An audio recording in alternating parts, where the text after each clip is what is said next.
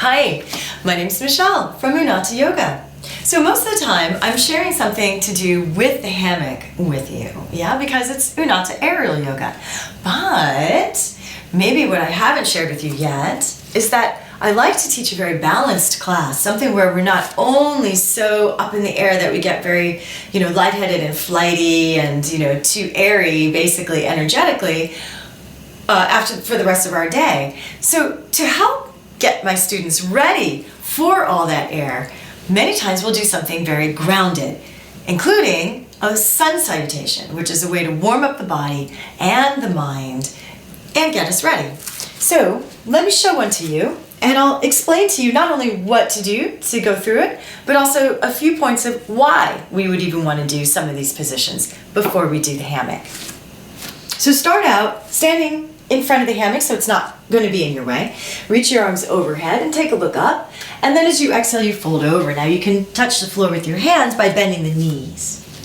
That first little bit there already started to get us to breathe a little bit deeper, which is always something that we need to be reminded of when we practice and when we teach yoga, whether you're using a hammock or not.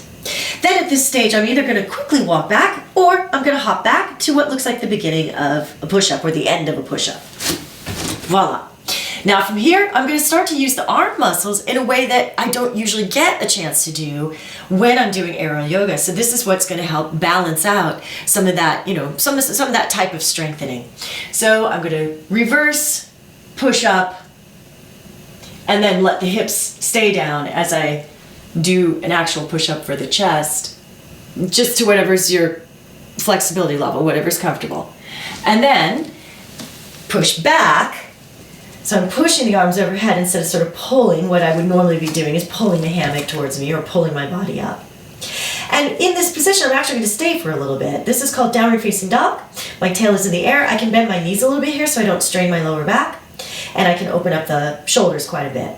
Now, it's not just muscular though. It's not just structural why I'm doing this. Look, I'm upside down. My head and the heart are lower than the hips.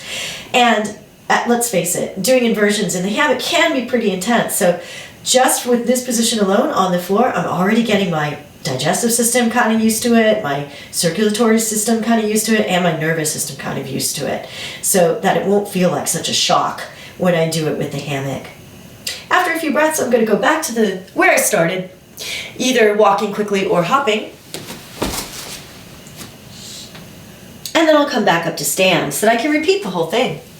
Inhale to rise, and exhale to essentially come to neutral and settle. Get ready for the next one. Maybe 3 or 4 of those before you start using the hammock is a great way to warm yourself up.